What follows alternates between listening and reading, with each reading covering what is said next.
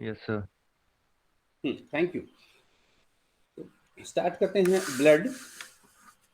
इसके बारे में थोड़ा थोड़ा तो सबको ही पता होगा भी ब्लड क्या होता है, क्या काम करता है, इसके अंदर क्या क्या चीज़ें होती हैं, बस उनको थोड़ा सा फास्टली रिवाइज कर लेते हैं। Provides a mechanism for rapid transport of nutrients.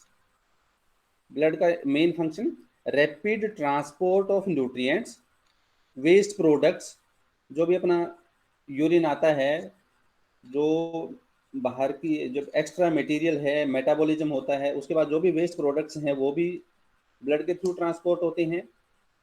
सभी सेल्स, टिश्यूज, ऑर्गन्स, वटेवर, सभी को लाइव रखने के लिए जो ऑक्सीजन और न्यूट्रिएंट्स वो भी ब्लड के थ्रू जाते हैं, है ना।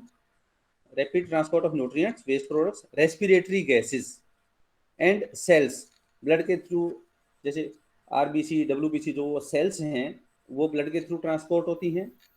जो भी वेस्ट प्रोडक्ट्स हैं वो ब्लड के थ्रू ट्रांसपोर्ट होते हैं। Respiratory gases, oxygen and carbon dioxide, O2 CO2 दोनों, और डिफरेंट न्यूट्रिएंट्स, वो सब ब्लड के थ्रू ट्रांसपोर्ट होते हैं। और ये कैसे ट्रांसपोर्ट होते हैं? Powered by pumping action of the heart. Heart pump करता है, कॉन्ट्रैक्शन रिलैक्सेशन, मतलब ऐसे होता रहता है। कॉन्ट्रैक्शन को बोलते हैं सिस्टोल और रिलैक्सेशन को बोलते हैं डायस्टोल। तो सिस्टोल, डायस्टोल, ये कॉन्ट्रैक्शन रिलैक्सेशन चलती रहती है, पंपिंग होती रहती है। और इस पंपिंग से ब्लड मूव करता है, और इस मूवमेंट के थ्रू ये सब चीजें अपने साथ लेके चलता है, ट्रांसपोर्ट करता है।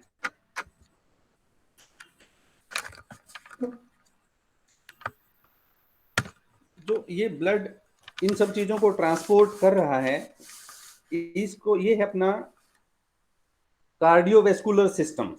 इन तीनों वर्ड्स को थोड़ा सा ध्यान से देखना। कार्डियोवेस्कुलर सिस्टम, सिस्टम क्या होता है? देखो, ग्रुप ऑफ सेल, जैसे सेल्स सबसे basic structural and functional unit है। जब सिमिलर टाइप की सेल्स कंबाइन होती हैं, एक बनाते हैं टिश्यू, और ऐसे अपने डिफरेंट टाइप के टिश्यूज हैं बॉडी में। आप अपनी जो फर्स्ट इंट्रोडक्टरी क्लास हुई थी उसमें भी बताया था, 4 टिश्यूज हैं, और टिश्यूज मिलके ऑर्गन बनाते हैं।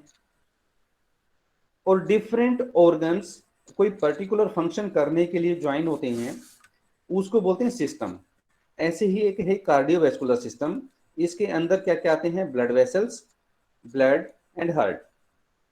तो major function is to transport, वो जो ब्लड के थ्रू जो जो चीजें ट्रांसपोर्ट होती हैं, major function is to transport nutrients, gases and hormones to cells and pick up waste, और वहां से वेस्ट को पिकअप करता है from cells to transport them to areas of body where they are excreted. जैसे अपना एक्सक्रीटरी सिस्टम है, urine के थ्रू बाहर निकाल देता है। तो ब्लड ऑर्गन्स के पास गया, वहां अपना न्यूट्रिएंट्स, ऑक्सीजन, जो भी उसके सेल के मतलब की चीजें थी वो उसने ले ली, और जो भी उनके वेस्ट प्रोडक्ट्स थे वो ब्लड में डाल दिए।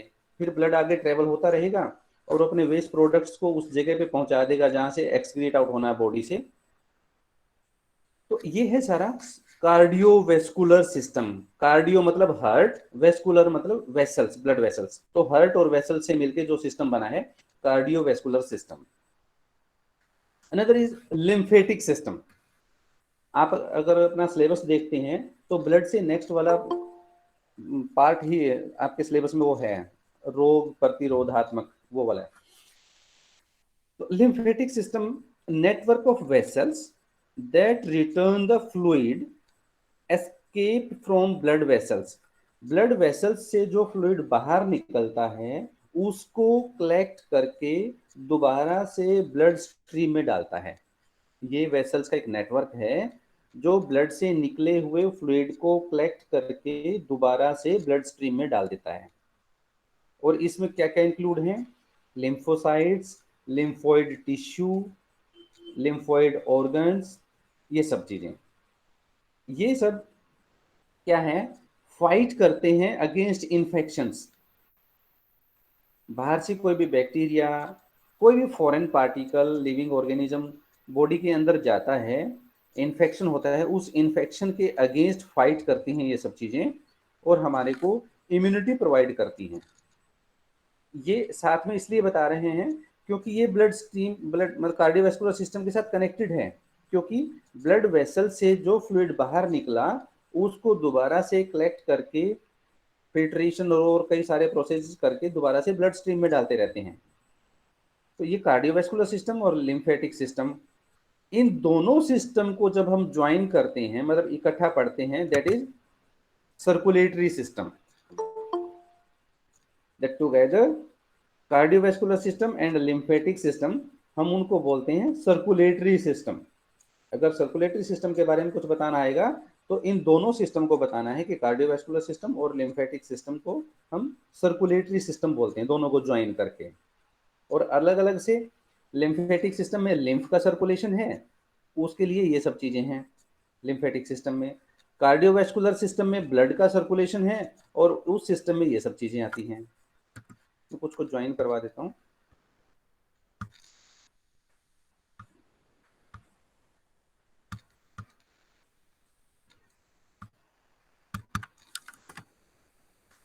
ब्लड, ब्लड का कलर ये होता है। वॉल्यूम नॉर्मल अडल्ट में 5 लीटर। ये केमिस्ट्री है, आपने पीएच नॉर्मली सर पता ही होगा, साइंस के स्टूडेंट है, स्लाइटली अल्कलाइन होता है। 7 पीएच होती है न्यूट्रल, उससे पीएच ऊपर जैसे जैसे इंक्रीज होगी 7 से 8 9 10 ऐसे वो अल्कलाइन की तरफ जाता है। 7 से जैसे जैसे नीचे जाएगी 6 5 4 वो एसिडिक पीएच होती है। जैसे हमारे स्टमक हैं जी। पीएच क्या होता है, जैसे वैसे मतलब इसके साइंटिफिक डेफिनेशन तो ये होता है कि नेगेटिव लॉगरिथम के हिसाब से एच आयन की कंसंट्रेशन, आप ये समझ लीजिए। एच आयन, जो एच प्लस आयन्स होते हैं, जैसे वाटर है H2O, तो H और OH दो चीजों में हम उसको तोड़ दो, मान लो एक होगा H प्लस, मतलब उसके ऊपर पॉजिटिव चार्ज है, और OH नेगेटिव, उसका मतलब नेगेटिव चार्ज है। तो जहां पे जिस सॉल्यूशन में ये H प्लस का अमाउंट ज्यादा होता है उसको बोलते हैं हम एसिडिक, और जिसमें OH का अमाउंट ज्यादा होता है उसको बोलते हैं बेसिक।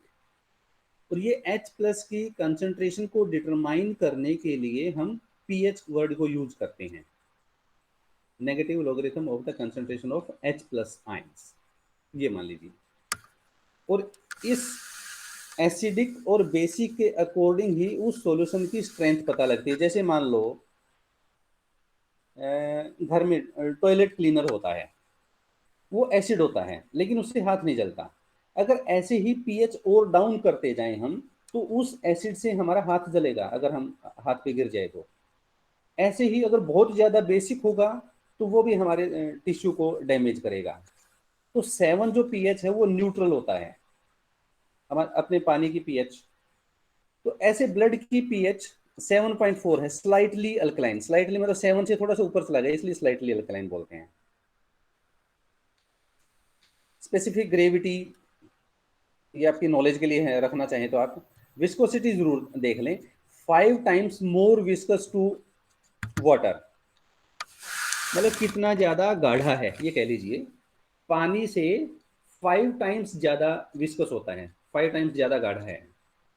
और यदि आप वेट के अकॉर्डिंग देखेंगे तो ऑब्वियसली जिस जो चीज ज्यादा गाढ़ी होगी उसका वेट भी ज्यादा होगा, तो पानी से ज्यादा वेट भी इसका ज्यादा होगा। मतलब 1 लीटर पानी और 1 लीटर ब्लड, दोनों को अगर वेट करें तो ब्लड का वेट ज्यादा होगा क्योंकि वो ज्यादा गाढ़ा होता है। गाढ़ेपन को हम विस्कोसिटी बोलते हैं। फंक्शंस ऑफ ब्लड वही ट्रांसपोर्टेशन, ये आप पढ़ ही चुके हैं, ट्रांसपोर्ट करता है इन सब चीजों को, डिजॉल्व्ड गैसेज, न्यूट्रिएंट्स, हॉर्मोन्स। अच्छा हाँ, हॉर्मोन्स जितने भी हैं, जब अपनी इंट्रोडक्टरी क्लास में बताया था मैंने आपको, जिन ग्लैंड्स की डक्ट नहीं होती उनसे जो केमिकल्स निकलते हैं वो डायरेक्ट ब्लड में जाते हैं, उन्हीं को हम हॉर्मोन्स बोलते हैं। तो हॉर्मोन्स हमेशा ब्लड के थ्रू ट्रेवल करते हैं। मेटाबॉलिक वेस्ट, जो भी टिश्यू ने अपनी मेटाबॉलिक एक्टिविटी की, ये न्यूट्रिएंट्स ले लिए, ये डिजोल्ड जो गैसेस थी यानी कि O2 ले लिया, न्यूट्रिएंट ले लिया, मेटाबॉलिक एक्टिविटी की, आफ्टर दैट मेटाबॉलिक एक्टिविटी जो मेटाबॉलिक वेस्ट बच गए वो भी ब्लड के थ्रू ट्रेवल करते हैं। दूसरा फंक्शन है इसका protection. The blood restricts fluid losses through damaged vessels. उसके अंदर जैसे ब्लड क्लोटिंग फैक्टर्स होते हैं, प्लेटलेट्स होती हैं, वो सब चीज़ें उस टिश्यू को डैमेज होने से रोकती हैं और वहाँ से लॉस नहीं होने देती, तो प्रोटेक्शन करता है। Regulation, blood regulates the pH and electrolyte composition of interstitial fluid. Interstitial मतलब जो सेल्स के बीच में जो फ्लूइड है उसकी पीएच को मेंटेन करता है। आपने बहुत बार अगर नॉर्मली आपकी ऑब्जर्वेशन रही होगी, बहुत बार कलर इसका यूरिन का बड़ा येलोइश होता है, बहुत बार बिल्कुल ट्रांसपेरेंट सा होता है। कभी कभी ऐसा भी फील हुआ होगा कि यूरिनेशन के दौरान एक जलन महसूस की होगी। तो ये सब चीज़ें पीएच पे डिपेंड करती हैं। और ये पीएच कहाँ से आई?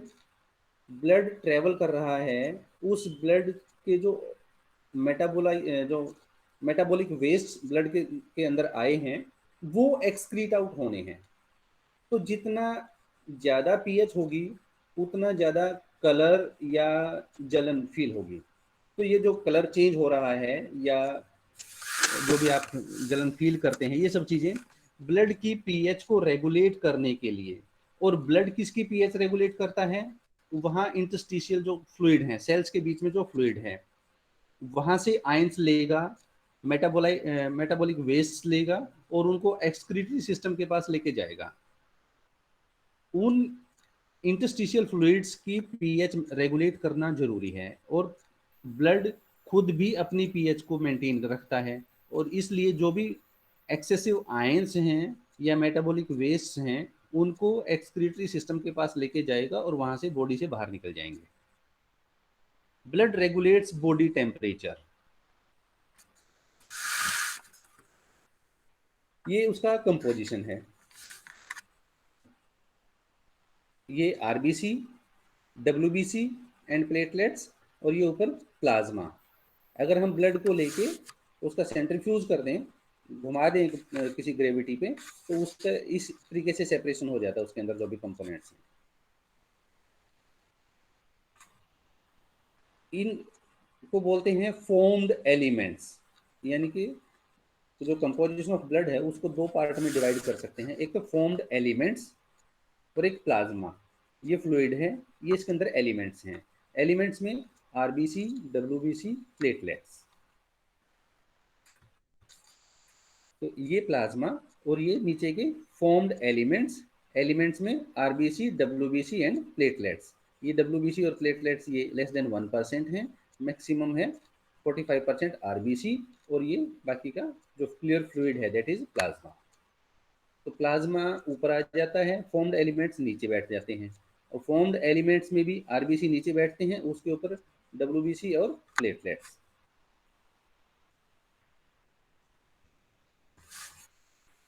ये होता है वो सेंट्रीफ्यूगेशन, मतलब लेके अपने ब्लड उसमें रखा और इसको घुमा दिया, उसके बाद जो ब्लड सेटल डाउन होता है वो ऐसे होता है। फॉर्म्ड एलिमेंट्स नीचे बैठ जाते हैं क्योंकि सेल्स हैं, ये अपने वेट में कुछ भारी होंगी, वो नीचे बैठ जाती हैं। आरबीसी भारी हैं तो वो और ज़्यादा नीचे बैठ गई। ऊपर अपना डब्ल्यूबीसी और प्लेटलेट्स, जो क्लियर फ्लूइड बचा प्लाज्मा, ये ऊपर रह जाता है। और प्लाज्मा में क्या क्या चीज़ें हैं वो यहाँ से आप देख लीजिएगा। आयंस हैं, सोडियम क्लोराइड, न्यूट्रिएंट्स हैं, शुगर्स, लिपिड्स, कोलेस्ट्रॉल, विटामिन।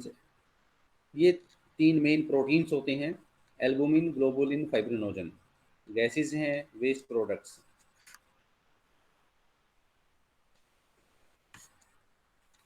अब इसने थोड़ा सा और बेटर शो किया है।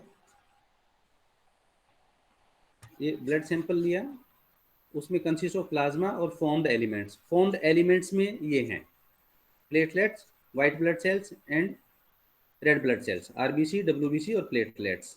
ये प्लेटलेट्स का डायग्राम शो कर रखा है। ये डब्ल्यूबीसी भी कई टाइप्स की होती हैं, उनके सबके ये नाम शो कर रखे हैं यहाँ पे अगर आप याद रखना चाहते हैं तो। और ये आरबीसी, तो आरबीसी, डब्ल्यूबीसी एंड प्लेटलेट्स।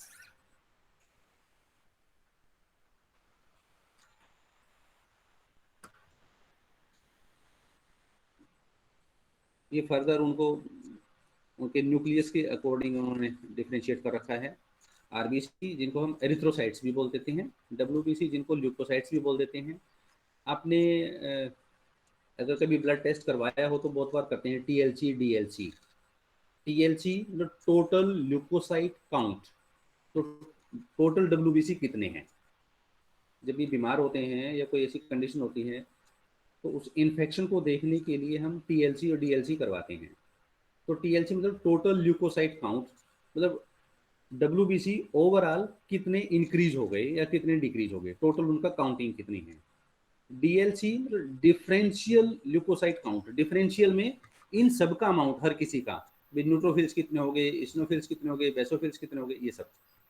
इनको भी फर्दर डिवाइड कर रखा है उन्होंने ग्रेन्युलोसाइट्स। जो ग्रेन्युलोसाइट्स हैं वो फिल्स वाले हैं, न्यूट्रोफिल्स, इस्नोफिल्स, बेसोफिल्स, ये फिल्स वाले ग्रेन्युलोसाइट्स मतलब ग्रेन्यूल्स। और ए ग्रेन्युलोसाइट्स जिसमें ग्रेन्यूल्स नहीं है वो लिम्फोसाइट्स और मोनोसाइट्स। थर्ड प्लेटलेट्स, जो ब्लड जैसे डेंगू होता है कंडीशन, डेंगू में प्लेटलेट्स कम हो जाती हैं। प्लेटलेट्स कम होने से ब्लड की क्लोटिंग कैपेसिटी है, जो क्लोटिंग मैकेनिज्म है वो लॉस हो जाता है। और मान लो कहीं भी कट लगा तो ब्लड फ्लो करता रहेगा, क्लोटिंग नहीं होगी। उसमें प्लेटलेट्स चढ़ाते थे और प्लेटलेट्स ही काउंट करते थे।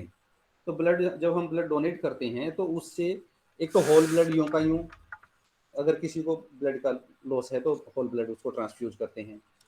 किसी में अगर मान लो किसी में आरबीसी ही कम है तो केवल आरबीसी भी ट्रांसफ्यूज कर सकते हैं। ब्लड को डिफरेंट पार्ट्स में हम फ्रैक्शंस उसके बना लेते हैं। अगर किसी में डब्ल्यूबीसी चढ़ाने की जरूरत है, प्लाज्मा चढ़ाने की जरूरत है, तो प्लाज्मा आइसोलेट कर लेते हैं, प्लाज्मा उसमें चढ़ा सकते हैं। तो ऐसे ही हम प्लेटलेट्स भी उससे आइसोलेट कर सकते हैं। और किसी में जैसे डेंगू में स्पेसिफिकली सिर्फ प्लेटलेट्स का लॉस होता है तो प्लेटलेट्स उसमें ट्रांसफ्यूज कर देते हैं। ये तो फिर बहुत डेप्थ में चला जाएगा। जो डेंगू एक वायरस की वजह से होता है, उस वायरस के जो जैसे अब ये कहें भाई एड्स क्यों होता है, मतलब जो वो वाला वायरस है वो एड्स कोज करता है। ये वाला वायरस है वो प्लेटलेट्स के ऐसे प्लेक्स बना देता है, मतलब उसको इकट्ठा कर देता है, एग्रीगेशन कर देता है उनका। और ओवरऑल जो प्लेटलेट्स हमारे बॉडी में हैं वो एक जगह पे एग्रीगेट होके बाकी जगह पे ट्रेवल नहीं कर पाती हैं।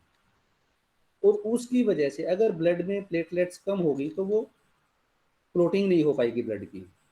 तो क्यों कम हो जाता है ये तो एक बड़ा मतलब डेप्थ में मैकेनिज्म चलेगा फिर। ये पर्टिकुलर उस वायरस की वजह से है। ऐसे और भी डिसऑर्डर्स होंगे जिसमें प्लेटलेट्स की कमी हो जाती है। और फिर आगे उसके और डेप्थ में आ जाता है कि प्लेटलेट्स भी किसी रिसेप्टर्स पे बाइंड करता है, उनकी वजह से उसके लिए रिसेप्टर्स अवेलेबल होने चाहिए, वो कैसे कैसे काम करता है, क्यों कम होता है, बहुत सारे रीजन आ जाते हैं। वो आपके सिलेबस से बाहर हो जाएगा फिर। हाँ, प्लेटलेट्स का फंक्शन क्लोटिंग के लिए है। इनके तीनों के अलग अलग फंक्शन हैं। आरबीसी में हीमोग्लोबिन आपने नाम सुना होगा, एचबी चेक करवाते हैं हम हीमोग्लोबिन मेंटेन रखने के लिए। और हीमोग्लोबिन अगर मतलब आगे चल के ऑक्सीजन को कैरी करता, बाइंड करता है ऑक्सीजन को ट्रेवल करने के लिए, तो ये सब चीज़ें आरबीसी का काम है।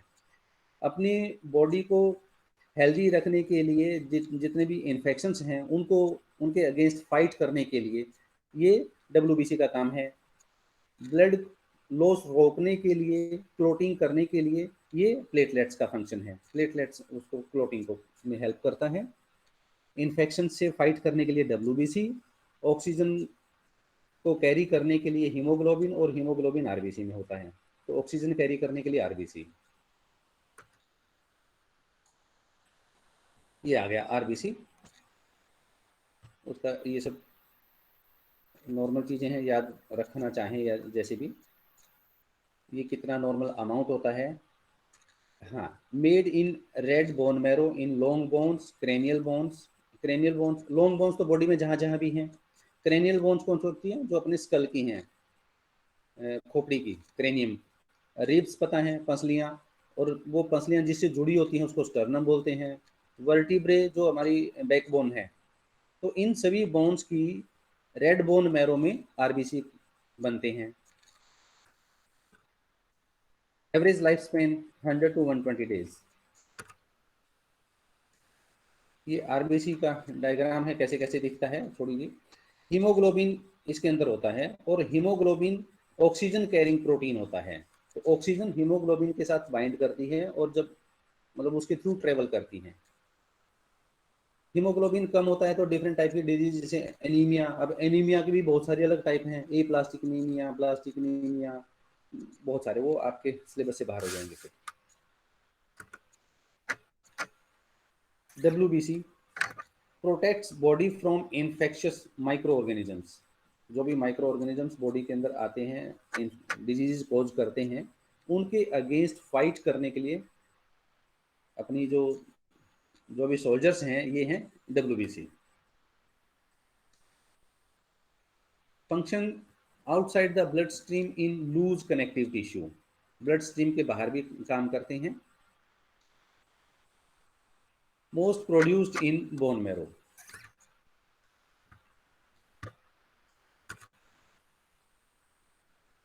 ल्यूकोसाइट्स फिर फर्दर वही ग्रेनुलोसाइट्स, ए ग्रेनुलोसाइट्स, इससे याद रख लीजिएगा इनके नाम।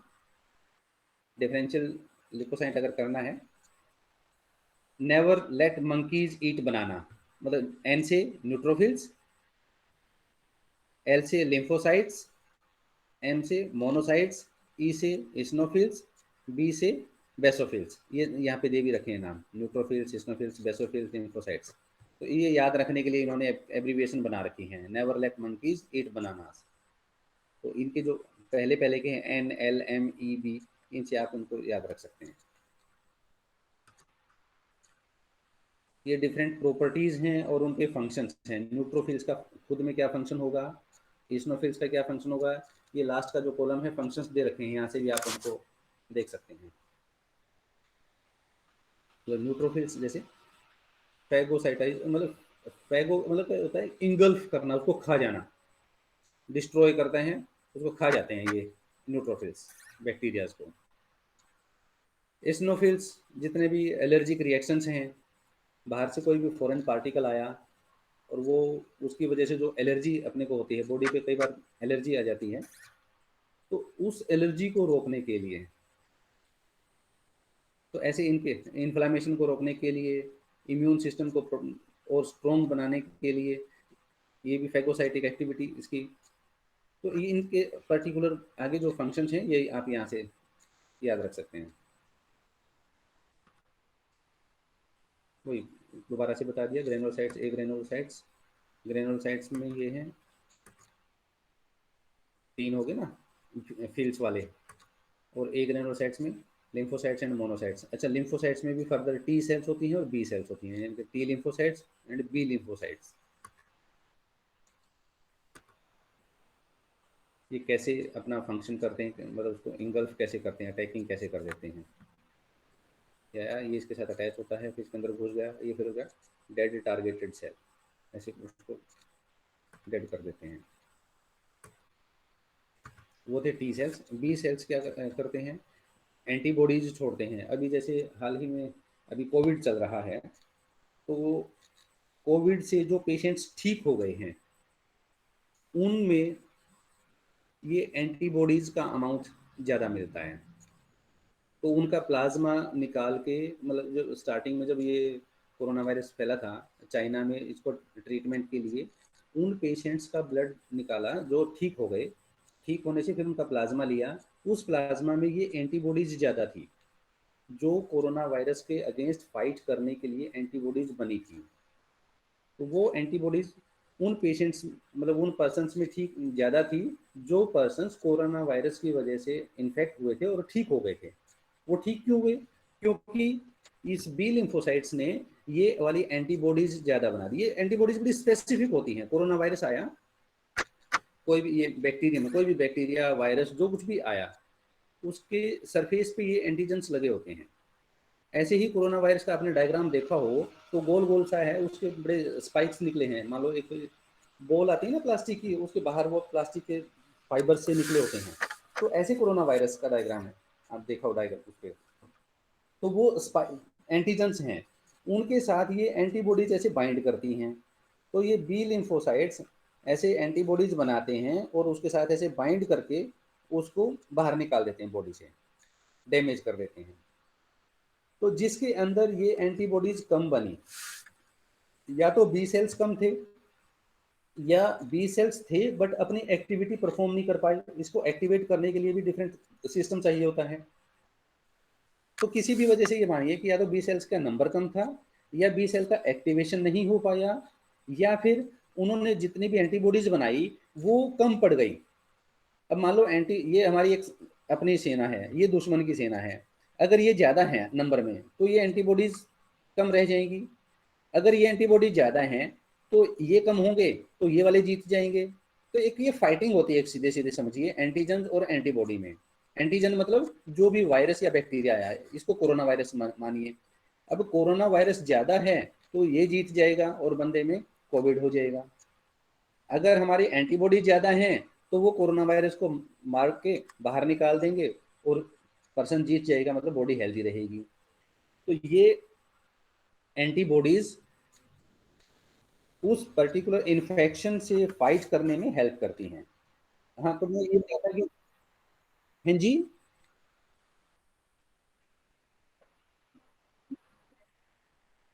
किस चीज की होती हैं?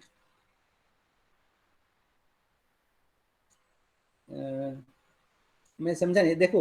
20 WBC में ए ग्रेनुलोसाइट्स और ग्रेनुलोसाइट्स, ए में ए ग्रेनुलोसाइट्स में लिम्फोसाइट्स और मोनोसाइट्स, ये दो बताए मैंने। लिम्फोसाइट्स में दो होते हैं, टी सेल्स, ये तो डायरेक्ट अटैक करते हैं फॉरेन पार्टिकल पे। बी सेल्स अपने, एक समझ लीजिए, केमिकल रिलीज करते हैं। ये केमिकल प्रोटीन इन नेचर, तो जो केमिकल रिलीज करते हैं उस केमिकल का ही नाम एक तरीके से एंटीबॉडीज रखा हुआ है। ये एंटीबॉडीज का मतलब जो स्ट्रक्चर होता है उसमें जो चेन्स होती हैं वो इस टाइप की चेन बनी होती हैं। मतलब जो ये एरो ये बना रखा है ना, इसमें इस टाइप की चेन्स बनी होती हैं, अमीनो एसिड्स की चेन होंगी। मतलब होते तो ये किसी न किसी केमिकल्स की चेन है, जैसे प्रोटीन है। अब प्रोटीन वैसे तो अमीनो एसिड्स की चेन ही है, पर्टिकुलरली इनमें alpha amino acid, alpha position पे अमीनो ग्रुप लगा होना चाहिए। तो वो चेन जुड़ जुड़ के डिफरेंट टाइप के प्रोटीन्स बना लेते हैं। ऐसे ही वो केमिकल्स ज्वाइन करके ऐसे ये तीन चेन बनाते हैं। इनको हम एंटीबॉडीज बोलते हैं। तो केमिकल्स की ही वो चेन बनी होती है, केमिकल स्ट्रक्चर्स की। और ये चेन जो ऐसे जो स्ट्रक्चर बना है, वो उसके स्पाइक जो उसके अंदर, अच्छा, एंटीजन, मान लो बैक्टीरिया अगर या कोई भी फॉरेन पार्टिकल आता है, वो सारे के सारे हो सकता है कि हमारे को इन्फेक्ट नहीं करते। उसके अंदर अगर एंटीजन जुड़ा होगा, मतलब जो बॉडी के अंदर डैमेज करने के लिए रिस्पॉन्सिबल है, उस एंटीजन के साथ ये एंटीबॉडी बाइंड कर लेती हैं और उसका अपना एक्शन नहीं करने देती। तो ये ज्यादा कब होंगी? या तो बी सेल्स ज्यादा हों, या बी सेल्स की एक्टिविटी इंक्रीज हो। बी सेल का भी एक्टिवेशन होना रिक्वायर्ड है।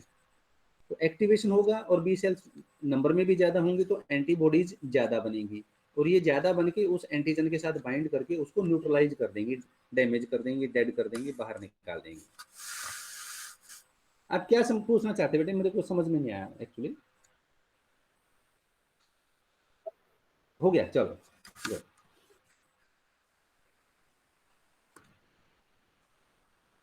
ये उनकी समरी।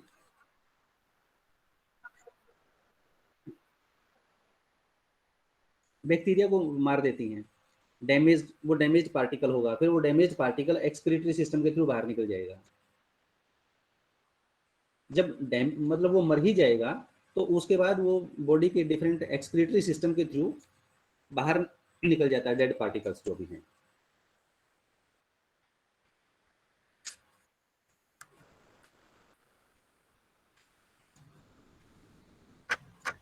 ये प्लेटलेट्स जो involve in stopping bleeding when A blood vessel is damage, जो भी अपने को चोट लगती है उसकी वजह से ब्लड वेसल डैमेज होती है, उस डैमेज ब्लड वेसल से ब्लड लॉस होना स्टार्ट होता है। फिर ये उसको क्लोट करने में हेल्प करती हैं ताकि ब्लड लॉस को रोका जा सके। ये उनकी प्रोडक्शन कैसे कैसे होती है, आप उसके अंदर डेप्थ में जाना चाहें तो देख लीजिएगा। ब्लड सेल फॉर्मेशन कैसे होता है, येलो मैरो और रेड मैरो होती हैं बोन में। येलो एरो का क्या, मैरो का क्या काम है, ये यहाँ पे शो किया हुआ है, और रेड मैरो का क्या काम है यहाँ से देख लीजिए। मतलब ब्लड की फॉर्मेशन बोन मैरो में होती है।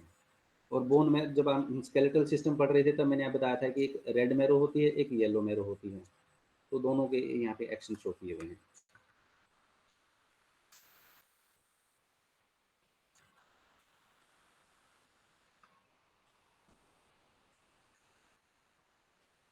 ये टर्नओवर मतलब उसका प्रोडक्शन, डिग्रेडेशन मतलब प्रोडक्ट प्रोड्यूस हुआ, यूटिलाइज हुआ, डैमेज हुआ, बॉडी से बाहर कैसे निकल गया। मतलब बड़ा सिंपल सा डायग्राम है ये। बोन मैरो में आरबीसी बने, अपना ब्लड के थ्रू ये मतलब मैक्रोफेजिस के पास गए, और वो लाइफ स्पैन जो भी है इनका 100 to 120 डेज बताया था जो शुरू की स्लाइड थी। तो वो डैमेज होंगे, मतलब टूटेंगे, टूट के उनके डिफरेंट डिफरेंट पार्टिकल्स बनेंगे, जैसे अमीनो एसिड्स वो फर्दर यूटिलाइज हो जाएंगे। उसमें से हीम बनेगा, हीम से आयरन निकल जाएगा, आयरन फिर से यूटिलाइज हो जाएगा, फिर हीम से ये बिलीवर्डिन, बिलीरुबिन, बिलीरुबिन बनेगा फाइनली। मतलब ये बिलीरुबिन लीवर के पास चला जाता है, फिर लीवर से जो बाइल डक्ट है उस बाइल में ये बिलीरुबिन निकलता है, जो अपने को जो डाइजेस्टिव सिस्टम में हेल्प करता है। अब जैसे मान लो ये डक्ट रुक जाए या इसका प्रोडक्शन ज़्यादा हो जाए, तो जो हम बोलते हैं पीलिया बन जाता है, पीलिया होता है कंडीशन, जॉन्डिस। फिर ये एक्सक्रीट होता है अपना उसमें इंटेस्टाइन के थ्रू, मतलब फीसिस में, और ये डायरेक्ट किडनी में भी चला जाता है, तो किडनी से में जाएगा। तो दो एक्सक्रीटरी सिस्टम समझ लीजिए, किडनी के में जाएगा तो यूरिन के थ्रू निकलेगा, और अगर गैस्ट्रो इंटेस्टाइनल ट्रैक्ट में जाएगा तो यहाँ फीसिस के थ्रू निकलेगा। इसको टच करते ही नीचे लाइन आ जाती है।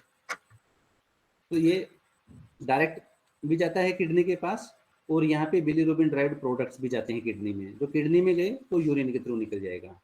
और ये हेल्प करता है अपने डाइजेस्टिव सिस्टम में, तो इस डाइजेस्टिव सिस्टम में हेल्प करके मतलब स्टमक से लार्ज इंटेस्टाइन, स्मॉल इंटेस्टाइन और ऐसे होते हुए फीसिस में निकल जाता है।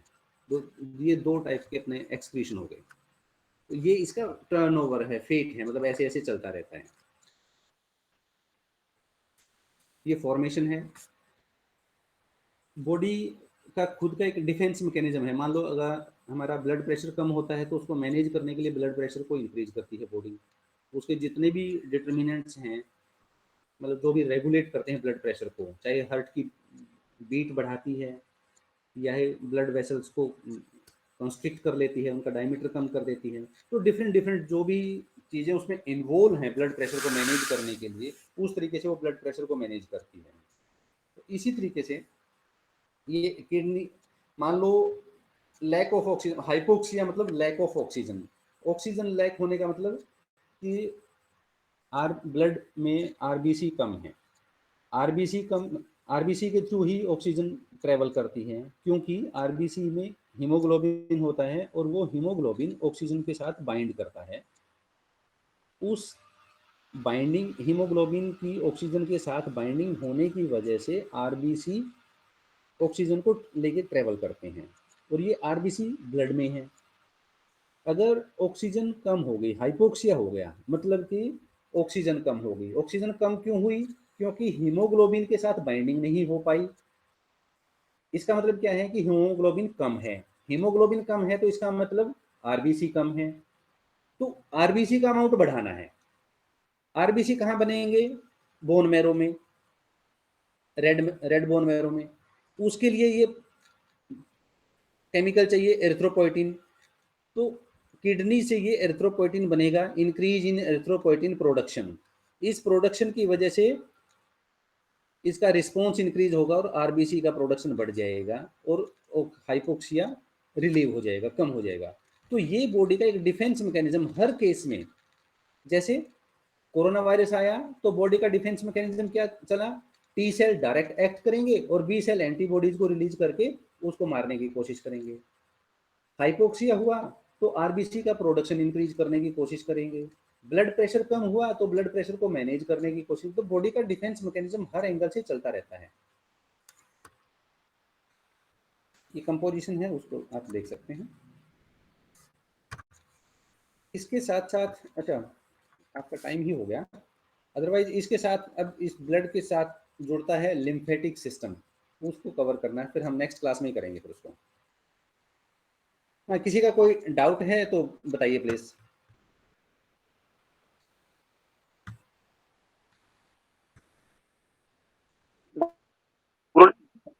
हाँ जी।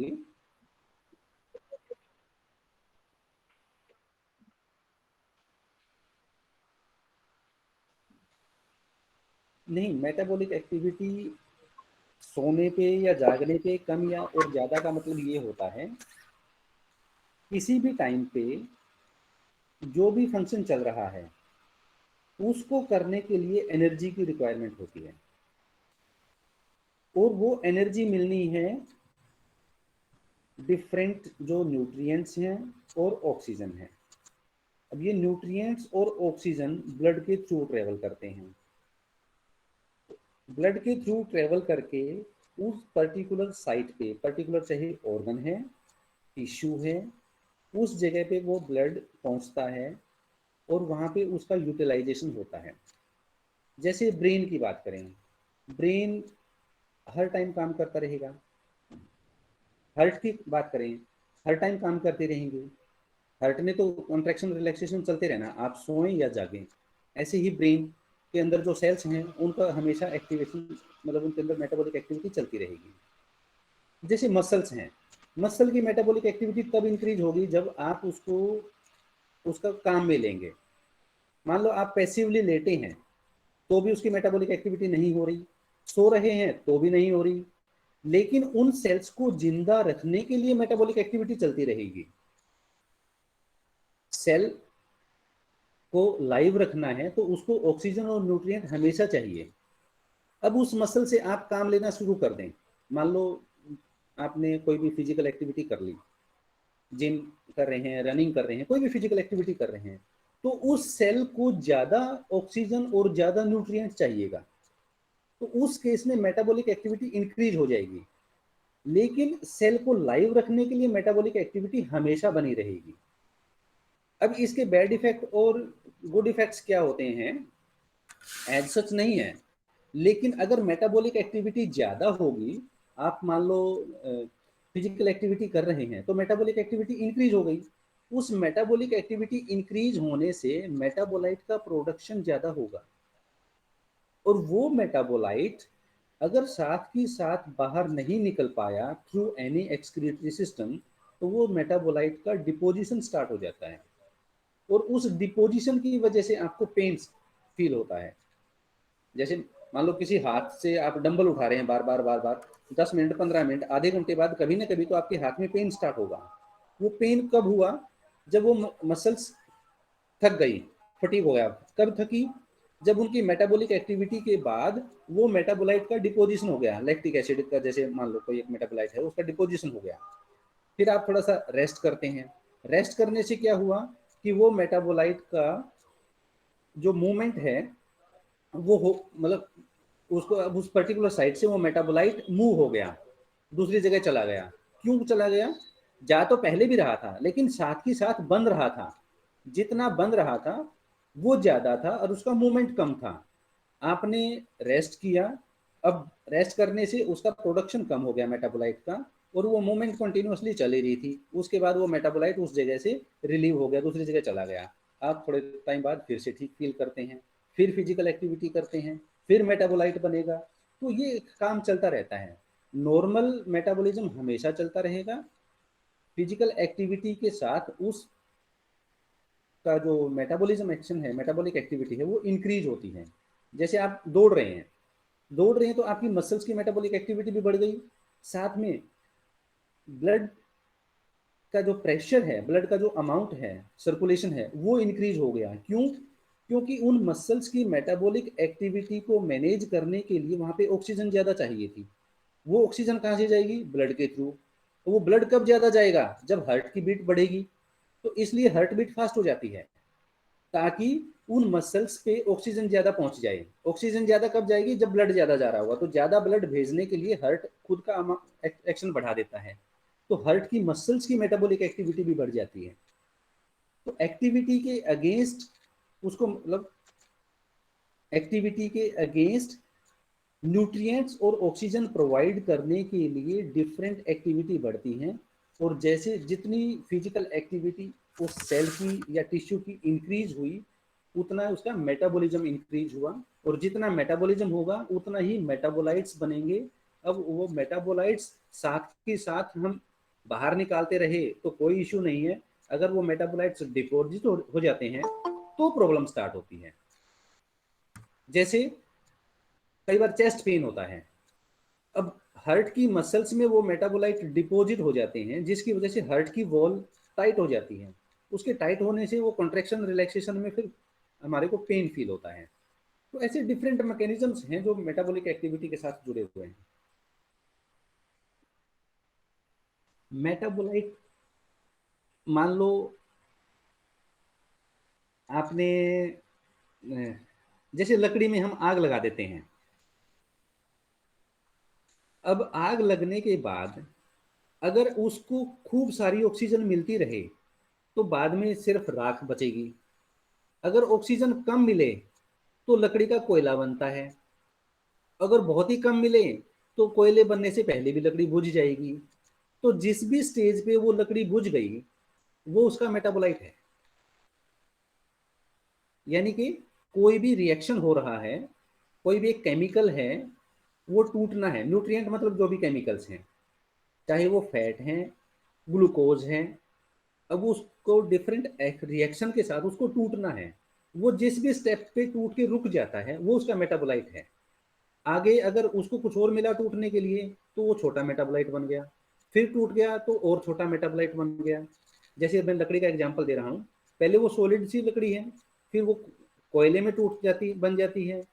अगर थोड़ी देर और उसको एयर हम देते रहें तो वो कोयला लाइट वेट का होता है, और एयर देते रहें तो लकड़ी पूरी जल जाएगी, बाद में सिर्फ राख बच जाती है। अब ये राख सबसे लास्ट का मेटाबोलाइट है। उससे पहले वो हल्का कोयला है, वो मेटाबोलाइट है। उससे पहले वो टाइट वाला है, हैवी वेट वाला होगा। उससे पहले लकड़ी खुद में ही है, थोड़ा सा जल के बुझ गई। तो ऐसे ही समझ लीजिए कि एक रिएक्शन चल रही है, वो केमिकल का टूटना है, वो जिस भी स्टेज पे रुक गया वो उसका मेटाबोलाइट है। समझ आया बेटा? हाँ हाँ, वेस्ट एक्सक्रीट होता है। मेटाबोल, मान लो ए से, मान लो एक केमिकल है ए, उसको टूट के बी बनना है, बी से सी, सी से डी, मान लो जेड तक जाना है। जेड है सबसे स्मॉलेस्ट पार्टिकल, वो कम हार्मफुल है। अब ये मेटाबॉलिक एक्टिविटी करने के लिए ऑक्सीजन चाहिए।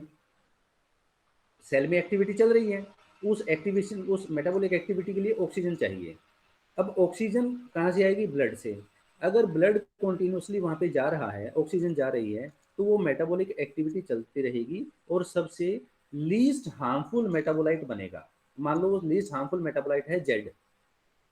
अब ऑक्सीजन कम मिली तो ये मेटाबॉलिक रिएक्शन किसी भी जगह पे स्टॉप हो सकता है, बी पे भी स्टॉप हो जाएगा, सी पे, डी पे, ई पे, क्योंकि मेटाबॉलिक एक्टिविटी डिपेंड करती है ऑक्सीजन पे।